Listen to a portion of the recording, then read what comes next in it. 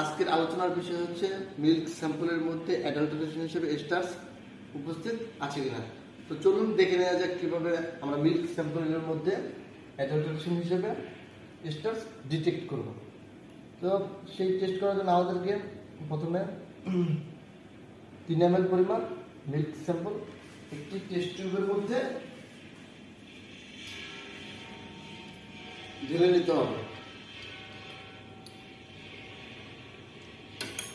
3 ml milk sample আমরা একটি test টিউবের মধ্যে ঢেলে নেব। দেন তার সাথে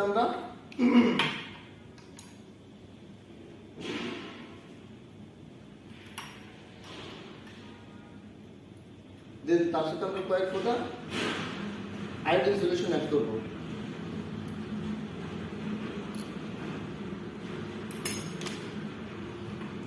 আয়োডিন সলিউশন অ্যাড করার পরে আমাদেরকে দেখতে হবে মিল্কের কালার ভায়োলেট আকার ধারণ করলো কিনা।